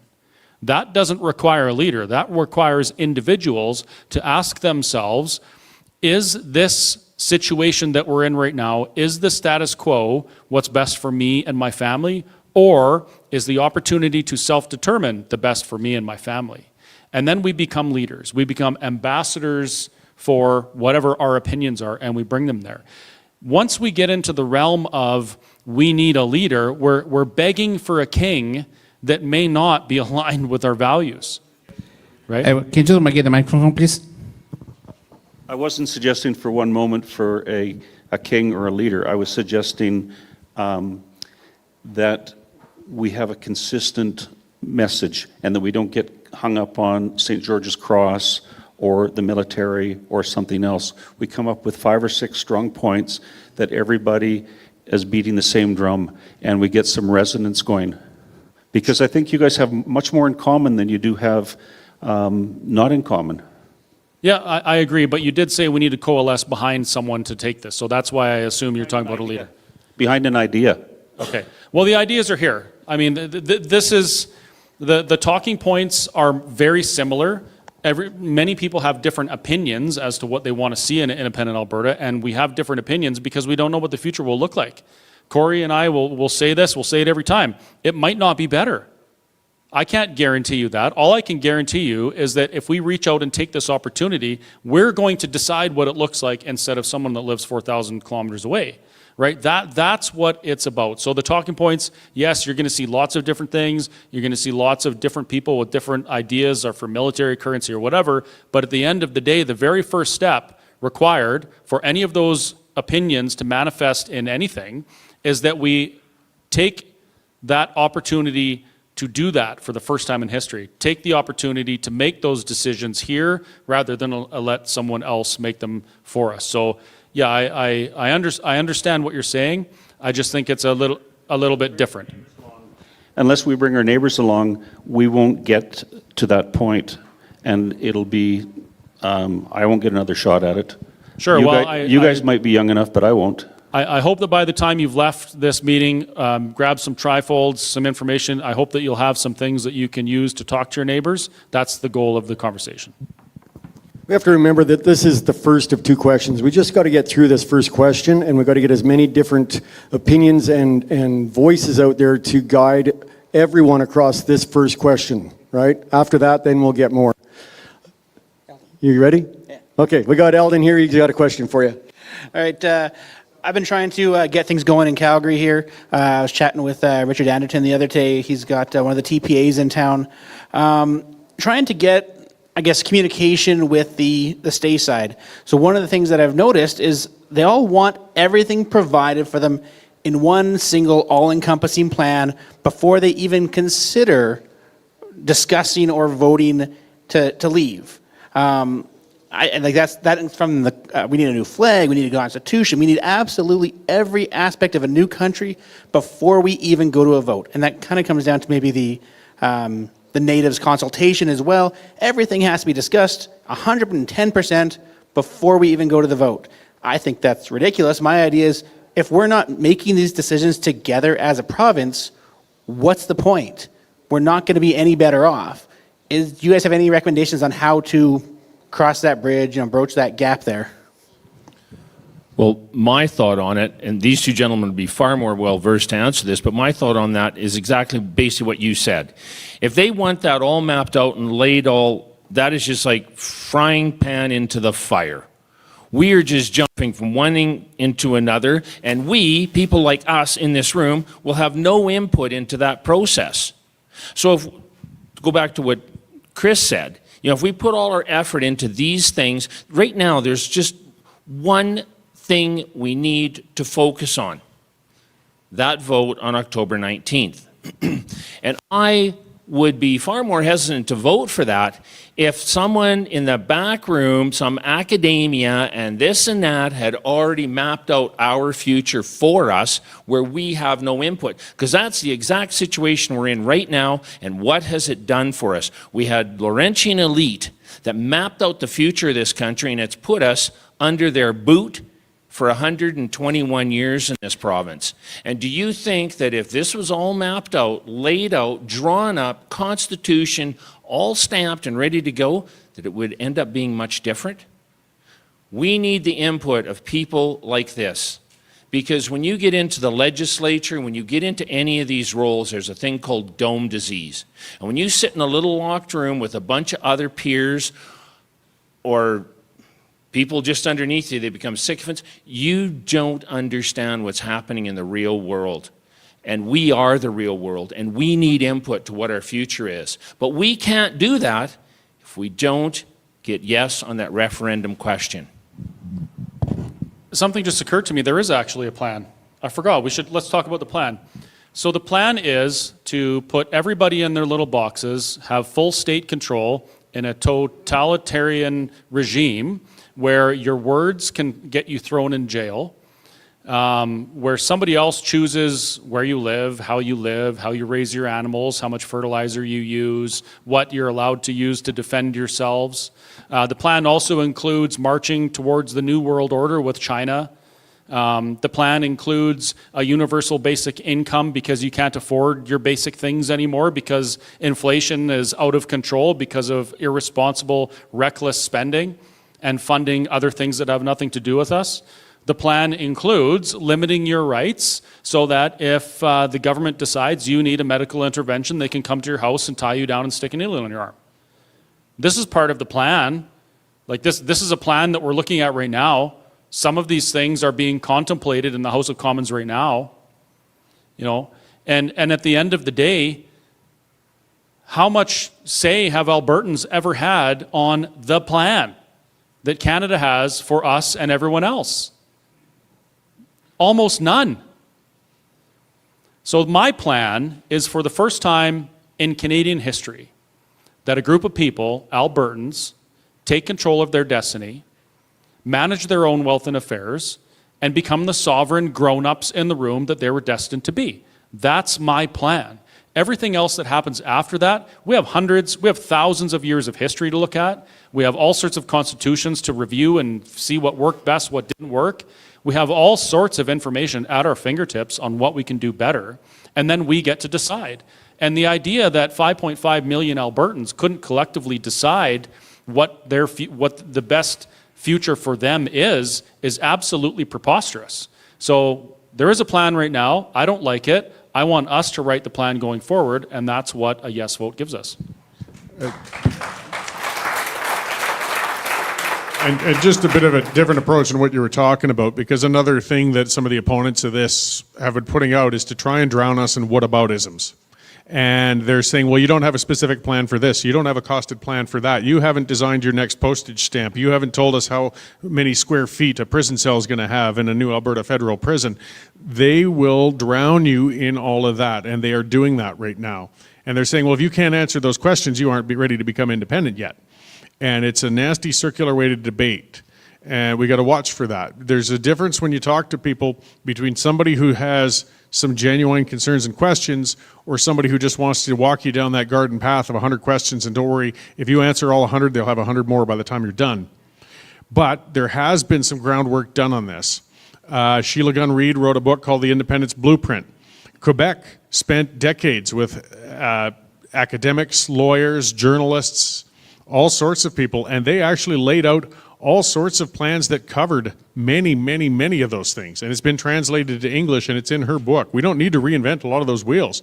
We just need to scratch out Quebec and put Alberta. It's not like we didn't already pay for it. So we'll never be able to answer every question that somebody could throw at us in these things, and that makes it difficult because you're asking people to step off and vote for something that you don't have a solid answer on. But at the same time, there are a lot of answers that are covered out there too. So if we can educate ourselves a little more, we can fill some of those. But we will never be able to answer all of them. We just have to try and stick to the broader principles for the most part. And one other thing to keep in mind when those people try to drag you down the path of it's impossible to do, it's this. In the last 4 decades, there have been about 35 nations that have been declared nation states. You can look at Czechoslovakia. I mean, they're now Czech and Slovakia, the velvet separation there. You can look at Yugoslavia. That country is now 6 countries. And none of those countries had a fraction of the resources and wealth that we do. And if they could all do it successfully, create their own border check stations, their own currencies if need be, their own passports, all of their own constitution, and do it successfully, why can't we do it when we have so much more wealth at our fingertips? Do you know that Calgary has the highest percentage of post-secondary graduates of any urban center in Canada? And do you know, I've done a ton of business in the US, and not to disparage them, but I would say that means that Calgary has the highest percentage of post-secondary graduates in North America. Everybody tries to paint us as a bunch of rednecks, illiterate, incompetent, rig pigs. That is so far from the truth. We have many brilliant people in this province. We certainly have the ability to pave our way forward very successfully when you see it's been done countless times in history, literally thousands of times, with far less opportunity, far less knowledge, and far less resources. Just an interesting point. Norway and Sweden actually split in 1905, which is the same year that Alberta was brought into Confederation without referendum, plebiscite, First Nations consult, or anything. Just a little tidbit there.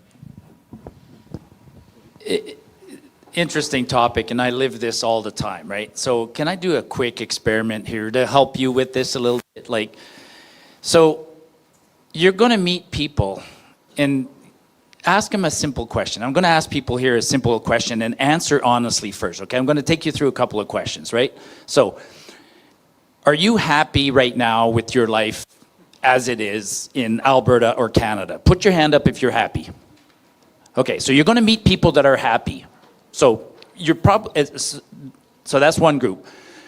Who here is unhappy? Who's already decided they're unhappy? Okay, so when you meet that person who's unhappy, they're an ally. You don't need to convince them. They already know. When you meet somebody who says they're happy, they might be happy now and they might be happy forever. Because remember, a lot of people who came to Alberta came here from somewhere else where they were unhappy. If you came to Alberta in the last 5 years and you came from, I don't know, you came from the Congo, you came from South Africa, you came to some place, you come here, you're happy right now, and you ask that person, why are you happy? They'll give you a reason, and trying to win them over is probably a complete waste of time. So I just want to point that out. There are people that are happy here right now for all sorts of reasons, and if you're unhappy, you're going to waste your time trying to convince some people. You might get the odd person who's on the fence. That's who you want to try and work with. but don't work them too hard because you're going to lose them instead of winning them over. So you got to play it that way. And so, and when you speak in absolutes, like when you say that everybody should be unhappy or everybody should want the same thing or everybody should see it a certain way, you're speaking in absolutes, and that doesn't work because we're all human beings and we all experience life in a completely different way, and you can't speak in absolutes when you're speaking about with humans because we just experience, like Chris says, I mean, some people like me and some people don't. So, you know, do I win over somebody who just doesn't like me? No, you can't. So I just wanted to put it out there. It's very easy to get caught in that trap.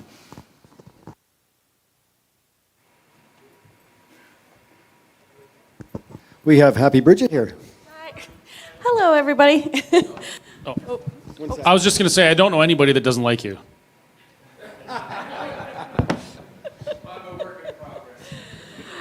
Okay, sorry. I've been part of the independence movement for like 6 years, I guess. And in the beginning it was Wexit. We did Wexit. And at that time, I was like, you guys got to get together. You got to have a goal. You got to do it this way. So we did. We set up a party, the Alberta Independence Party. And then we set up another party, the Buffalo Party, when that one fell apart. And it's just one person. We set up constituency associations. We volunteered. I'm talking working from 7 in the morning till like 1 in the morning. Like, we just worked our butts off. We tried so hard. One person can blow it up. One person can steal money. One person can do something ridiculous, blow up your entire movement. We were like polling at 4%, 2%. After all that work and doing everything, working tirelessly for no money, for free, this is the most success I've ever seen. And this is just people talking to their neighbors, being brave. Like, this is definitely the most success. And we are growing every single time they poll. So I think this is working. Even though it feels like we're leaderless, this is the most success I've ever seen.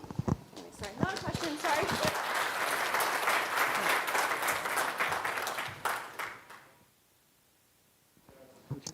Yeah, just a second. Just a gentleman has also been putting a thing out just to remind folks, The Value of Freedom is a document online with some background. It's at the Alberta Prosperity Project with some of the costed items as well. I should pass that along as well.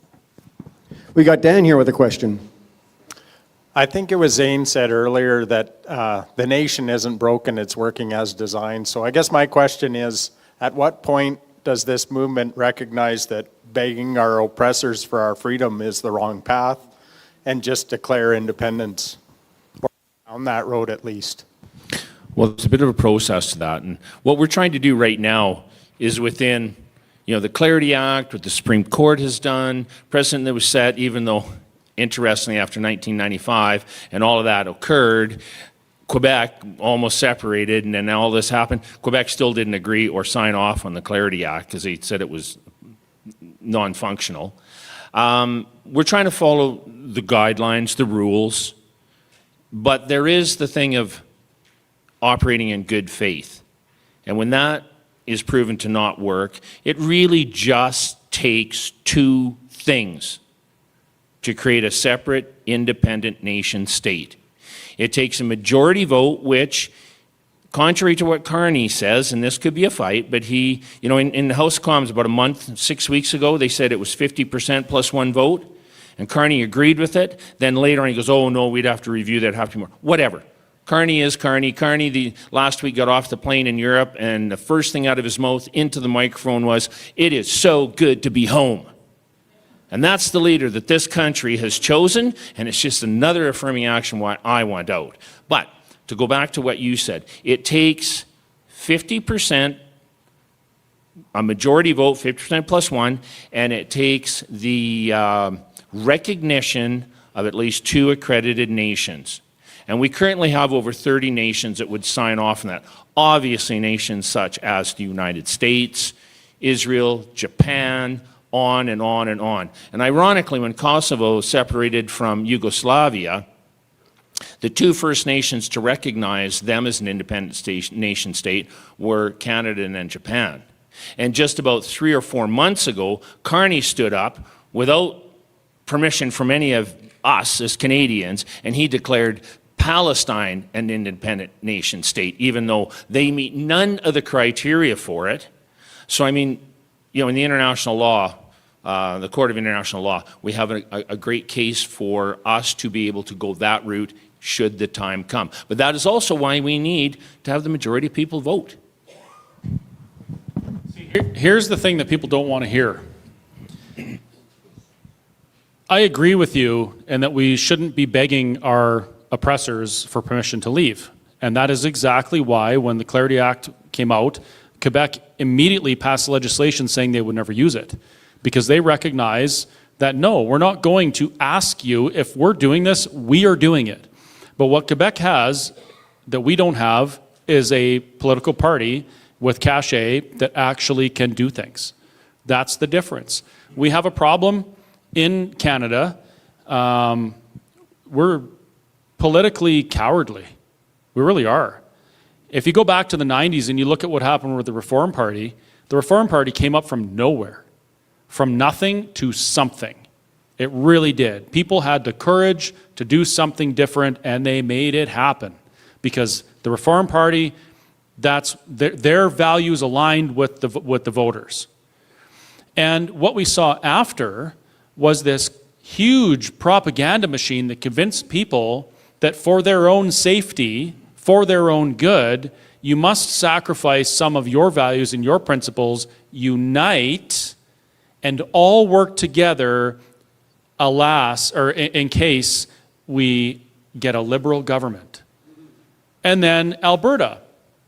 We see Alberta have the Wild Rose Party come up from nowhere and have success. They were the official opposition, and they were gaining traction. And then something happened to kneecap that movement. Kind of like something that happened in the early 80s to kneecap Alberta's economy. Things that happen all the time that take Alberta from moving to a more prosperous, more independent province to not. And the Wild Rose Party was almost wiped out. What happened after that? A massive propaganda campaign based on fear saying, we need to unite and all get along and sacrifice some of our values and principles and all get together because we're so scared of the NDP. Well, Quebec doesn't think like that. And we got to stop thinking about that too. If we want changes here, we have to start having the courage for change. And sometimes it's not an easy thing. It really is not. But if you don't have it, I'm sorry, but you don't deserve the change you want. So this is where we're at in Alberta. We have some very difficult decisions coming up. We have a lot of conversations that have to happen. And we have to be willing to recognize the mistakes that have been made in the past and how we fix them going forward into the future. Because we will not have much success begging. You don't beg for your sovereignty, you take it. And Quebec knows that. We need to know that too. You know, we see the issue that happened in Sundre, everybody flipping out about an Alberta flag. Could you imagine that happening in Quebec? If there was a parade that happened in Quebec and there was a float that just had the fleur-de-lis on it, and if a community banned it, that entire province would be up in arms because they have pride in their land and their province, and that's what we need here.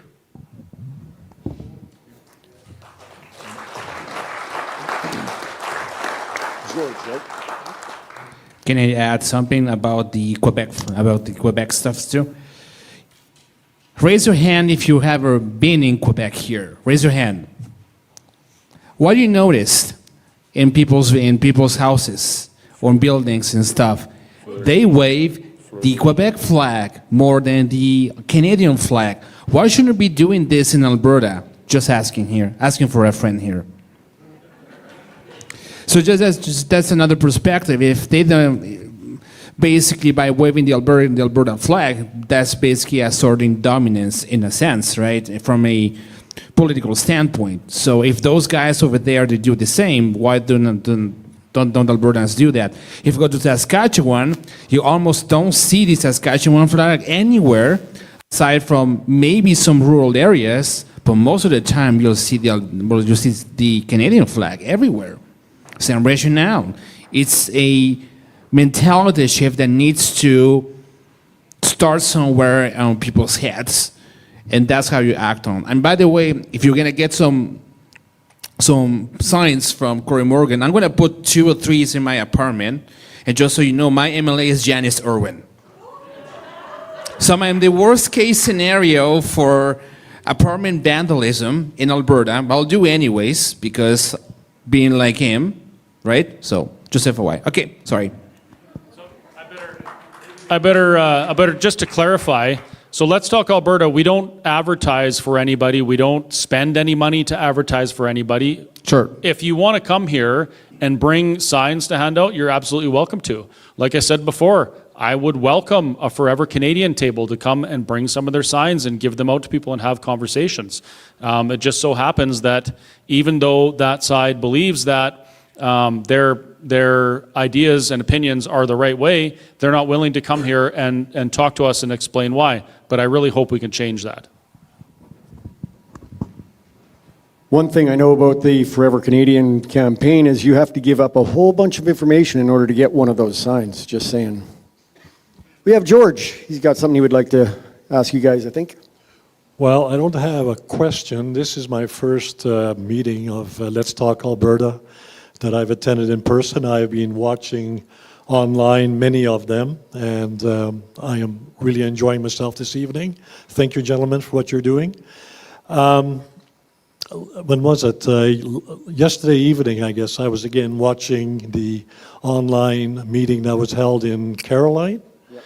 And based on that, I decided to sit down behind my computer and put some thoughts on paper so I wouldn't just be rambling. So if you would just indulge me for a little bit, I just want to bring another perspective to this whole discussion, which so far hasn't really received a whole lot of attention. But so please, if I may, I'm just going to read what I wrote here. Yesterday evening, I watched online the Let's Talk Alberta town hall meeting held recently in the town of Caroline. There were 2 presenters who I had not heard of before, Zane Novak, hi Zane, and Penny Judson. The thrust of their presentation instilled in me the urgency to come here this evening and to say a few words that will build on many of the things that they said and that other presenters before them have said. My name is George Van Woudenberg. My wife and I, we live about 10 kilometers east of Airdrie. And here is just a little bit of background in order to come to what I'm wanting to share with you. 72 years ago, the Van Woudenberg family came to Canada from Holland. I was a 7-year-old boy, the youngest of 7 children. During my lifetime in Canada, I have lived in 4 of the 10 Canadian provinces. Often I have lived in different places within any of those provinces. And during those younger years of varied experiences, as shall I say, cultures, I have acquired many insights and some understanding of how the Dominion of Canada was held together and how the systems/constitution and the underlying built-in deficiencies of the system were intentionally taken advantage of in the last decades, starting with the repatriation of the Constitution and the added Bill of Rights under the devious leadership of Pierre Elliott Trudeau and his bureaucrats. Now, I have a quick question. How many of you folks have ever visited the Parliament buildings in Ottawa? All right. I have. I have lived in the Ottawa region, and my wife and I, we would have visitors over from out of the province or from outside of Canada, and we would often take them to see and tour the Parliament buildings. I've been inside those historical walls numerous times. I was always proud to show off our Parliament buildings. That was then, about 40 years ago. Do you know that after the fire of 1916 that destroyed the center block of the Parliament buildings, the rebuilt Parliament buildings, Peace Tower and center block, to this day, feature 25 scripture verses etched in stone, brass, and stained glass. The Peace Tower contains numerous Bible verses incorporated into its architecture, including the concrete arches, stained glass windows, and the memorial chamber's altar of remembrance. Now note that these inscriptions were chosen after the 1916 fire, and they were chosen to inspire Canadians and symbolize the Dominion's moral and spiritual foundations, with many texts referencing guidance, justice, and courage. And I just picked out two as an example. On the east window of the Peace Tower, there's Psalm 72, verse 8, which reads, "He shall have dominion also from sea to sea," which, by the way, still serves as the Canadian motto, the national motto. And on the west window, we have Proverbs 29, verse 18, which reads, "Where there is no vision, the people perish." The last verse is what I want to emphasize. I am 100% in support of independence. I am encouraged by the three pillars put forth by the Alberta Prosperity Project upon which to build an independent Alberta. The pillars: faith, family, freedom. That is a vision by which a people will flourish and not perish. But just a moment. Yesterday, I went to the APP website and discovered that they no longer have these three pillars in their mission statement. I did a little bit more research and found an article that was written just last March the 11th, so that's about 3 months ago, by a certain John Longhurst, who is a freelance reporter and columnist from Winnipeg. I read his article, and sure enough, the pillar of faith gets attacked. Who would have thought? Now, sadly, the APP has gone soft. They jettisoned their core reason for being. No purpose, no values-based vision. I am so sad and disheartened by this development, and I see this as a victory for our opponents. My dear fellow Albertans, we have to get back to faith as the bedrock of our freedoms for our families and a free new society of a new country of Alberta. I hope that my plea is listened to, because otherwise Alberta independence is going to be the next failed political and social experiment. The struggle of attaining our necessary and well-intentioned goals will fail if we do not build on the three pillars of faith, family, and freedom, in that order. Our struggle is much more than fiscal equity, oil and gas pipelines, lower taxes, and a better future for our children and grandchildren. These issues are part of the details, of course. However, our core fundamental struggle is one of good versus evil. And this has been kind of touched upon also this evening as to how we are being governed. Christian foundations, as we have had, versus secularism, socialism, and ultimately communism, none of which are, believe you me, are neutral. I close with this. Choose this day whom you will serve, whether the gods your fathers served, but as for me and my house, we will serve the Lord. As indicated on the walls of Canada's government buildings, and I pray will one day appear on the walls of the government buildings of the Republic of Alberta. I thank you for allowing and wrestling with me on this very fundamental question. Thank you.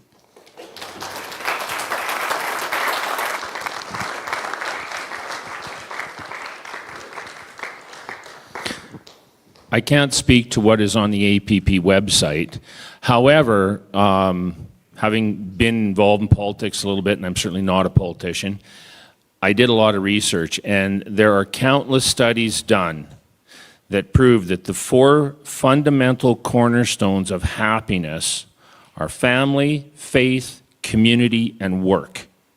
And if you look at the country, you can look globally, but I'm just focusing on Canada right now, those four core values, family, faith, community, and work, have been being attacked and attacked and attacked. They've been being attacked for decades. You know, there was a time when we could have an amazing lifestyle with one parent working and the other parent in the home raising the children, a good nuclear family raising good children. That all had to change. But in the last 6 years, those 4 cores have come under nuclear attack. And I think that that is just another reason why we need to start with a clean slate and a clean opportunity to get back to those fundamental things that will make us happy.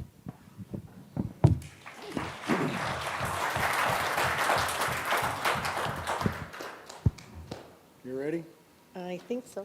Mrs. L's got something she'd like to say. I have a million questions. No. I actually have a gal from, you want to hold that? A gal from Red Deer wrote this out, and I just think it's something that needs to be shared. Should we increase homelessness? Should we increase the number of people living below the poverty line? Should we increase solvencies? Should we drive up rent and housing prices? Should we drive up unemployment, especially youth unemployment? Should we accept lower GDP and drive up household spending? Should we accept higher food inflation? Should we reduce capacity in our healthcare system? Should we accept more people dying while waiting for surgery? Should we pay more interest on national debt? Should we create more funds financed by borrowing on the backs of struggling citizens? Should we block provincial resources? Should we transfer power to international organizations over elected governments? Should we tolerate more crime while having more repeat offenders on the streets? Should we have less safety on our streets? No, nobody would support this. These are the conditions that exist in Canada right now. Yet people in Canada are convinced that Canada is worth saving. And the man leading the country, dear Mark Carney, is tied to the system that helped engineer these systems to produce these outcomes. And it's now expanding, and he is now expanding them into the future. Solution? Alberta independence. I think there's only one answer to all of those questions.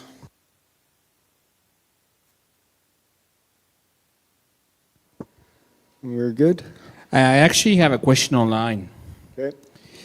Question for Cory specifically. Where do we get those signs if you're not here or whatever it is? Well, if one insists on me giving a plug, if you're looking for signs, CoryMorgan.com. It's nice and easy to remember. I usually go to whatever Cory Morgan his own premises, go and meet him, either LTA or whatever or the group. That's where you get. Yeah, we don't have an established spot. You know, it's a bunch of volunteers. People like Mr. Albertan and the others have been spreading them around. A lot of other people. We are backed up. I mean, we're getting better kind of centrally and spreading out to the farther areas with these. The best I can keep offering, and I know people get impatient, is go to CoryMorgan.com, put your name in on the form. It will go into the spreadsheet, and eventually we will catch up and get one to somebody. Or you can actually go to whatever event where Cory Morgan is on-prem. You can get your signs from there. That's where I got mine, at least. I got mine from Milk River, by the way.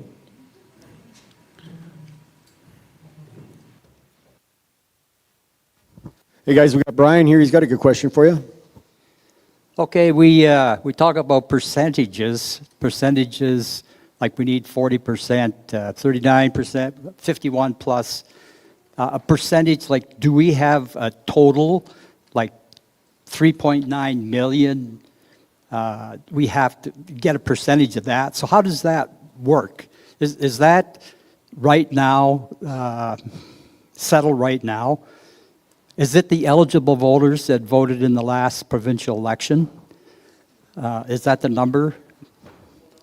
Oh, the number would be a percentage of the people that vote in the referendum, right? So if 1 million people vote, then it would need presumably 500,001, right? That's, yeah. So to be eligible to vote, you'd have to be an Alberta citizen. Is this true? You have to be a Canadian citizen and a normal resident of Alberta. Okay, great. Thank you. What is normal? Why, I couldn't tell you. That information is on the Elections Alberta website, by the way. In a nutshell, you have to be at least 6 months a resident of Alberta, actually living in Alberta, a Canadian citizen, 18 years old. So in a nutshell, if you already voted in the last provincial election, you're good to go. So do we have any more questions? Anybody thought of anything at the moment? You got an online one? No? If there isn't any more questions, I have a question. Okay. How many people in this room have been to Paul's Pizza? That's almost everybody. Just so you know, and Jessica doesn't know this yet, I think we're going to make a detour to Paul's Pizza and have supper there once we're done here. Give me a place for me, please, because I need to pack all of this. So last night Zane heard this question, but I've got a question that really struck up some ire. Our premier has put to the ballot 9 of her own questions, one that we've put forward. Court Blund has now got an 11th question that he wants on the ballot. What is stopping her from doing the first 5? And how is she supposed to do the last 4 without us voting yes?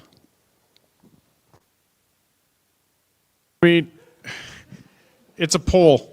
Let's just get real with it. We did the equalization question too, but it went nowhere because it takes constitutional change. It's a poll.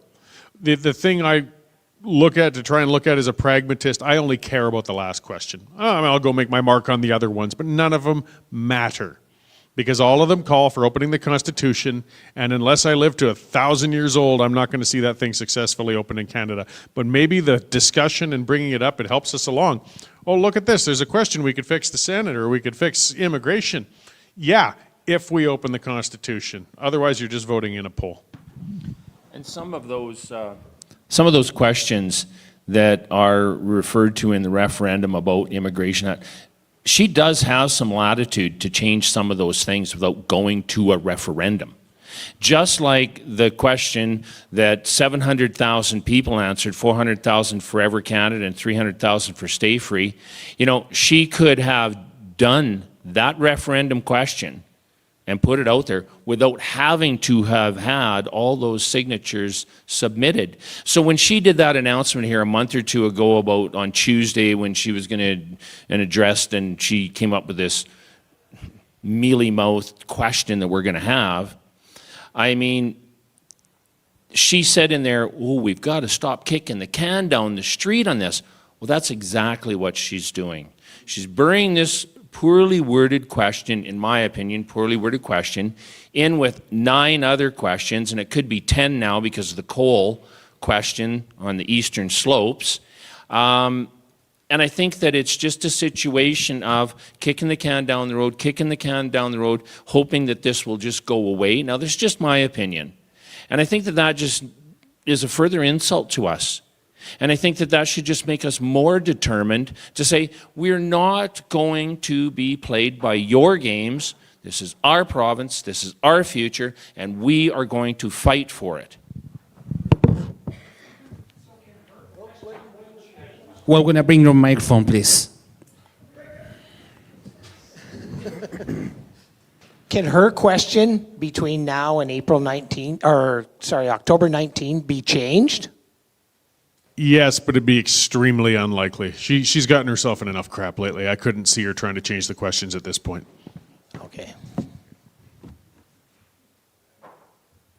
Does anyone here have any more questions? Raise your hand. Yes, 1, 2, 2.5, 2 3/4, 3 7/8. You're out. So I just want to end from myself on a very positive note. Alberta has so many things going for it. We will enter into a negotiation period when this all happens, and we have so many strong negotiating points. We have, everybody's worried about the national parks. Well, the federal government just has stewardship of them. That's our land. That's our land. The military bases, there's leases to DND Defense Department, that's our land. You know, we have all of these things in our favor. We have an overpayment in CPP with interest that's over $400 billion. That's in our favor. That's a negotiation point for us. We need to stop the fear, succumb to the fear-mongering of media and other disenfranchising groups. There is no negatives, really, other than us not voting. That is the only obstacle we have. Everything else, people like us and smarter people than us can explain how we really are in such a strong position here. The only negative is getting people out to vote on October 19th. That's your challenge. We can only do so much. You know people, like Chris said, you know neighbors, you know friends, you know relatives. Start those conversations, plant those seeds. I just want to ask you a question here. Raise your hand if you know folks in Claresholm right now. Claresholm. Yeah, raise your hand. 1, 2, 3, 4. Raise your, okay, so, Claresholm, okay. There's going to be another Let's Talk Alberta meeting tomorrow at 7, and at 5:30 they're going to be pierogies. So bring your friends there if you're in the area. Raise your hand if you are in Drayton Valley. If you know people from Drayton, raise your hand. 1, 2, 3. Well, you guess you're going to be stuck with me because I will be streaming that event, and they'll have... Who's going to be on Wednesday, Chris, tomorrow in Claresholm? I don't know things. I just followed later. Oh. Okay. Okay, so anyways, in Drayton, they're going to have Michael Wagner, Jason Levine confirmed, and Shane Meikle, and who else then? I don't remember on top of my head. I'll tell you what, if you folks want to know where we're at and what we're doing, who's going to be there, you can go to letstalkalberta.com. First thing you do is you click on the donate button. I mean, you scroll down to the oh, by the way, I just got information that you'll be with Cory Morgan over there in Claresholm. You lucky people. Yeah, there we go. All right, so I do want to mention that there's a couple of comments that came up basically saying thank you to the gentleman who presented that information about the stuff in Parliament and why we need to center Alberta around the faith that built it in the first place. So you've got some fans out there, sir. Thank you very much for that.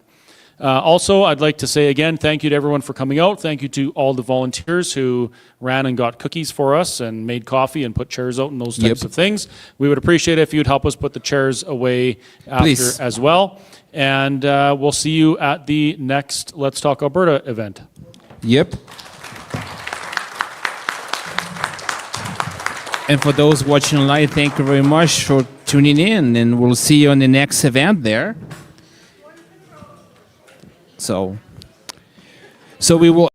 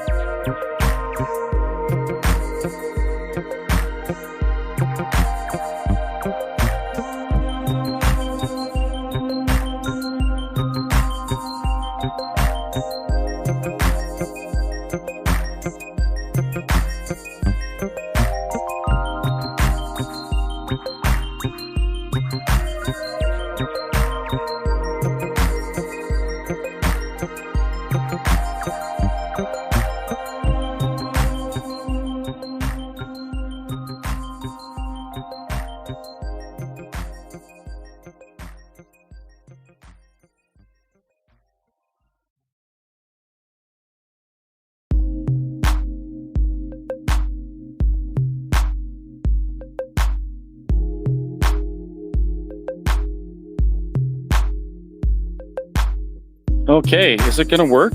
Is there sound? Can you guys hear me? Speakerphone.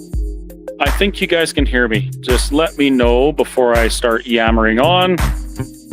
Sounds like you can hear me. Okay, well, thank you very much for watching another one of our Let's Talk Alberta events. This one was in Balzac, Alberta. Make sure you really pronounce the Z in that. You don't want to get that one wrong. I just want to expand a little bit on what I said earlier. I really do believe that we as Albertans and as Canadians have been manipulated and propagandized for decades, and it's put us in a position where we really don't have the courage to make the changes that we need to have the futures we want. And we got to change that. We need to start really looking inward and deciding, are we going to continue to capitulate to fear, or are we going to stand up for what we believe in and make the changes necessary to create the future that we want for us and our kids? And I said it in there and I meant it. If we don't have the courage to do that, if we can't summon the courage to make the changes that we need, then we don't deserve anything different. We deserve the status quo, and we deserve to be manipulated as subjects to a system that doesn't really give a shit about us and only sees us as a tax base. So ask yourself that question. Do you have the courage for change? Or are you willing to sacrifice your values and principles going forward in the name of safety and for your own good? It's up to you folks. Here's Stumpy.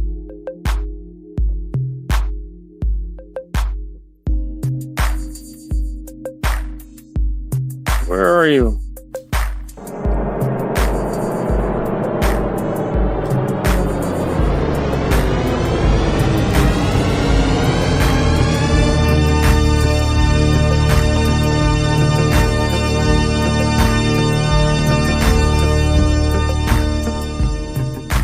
Meow!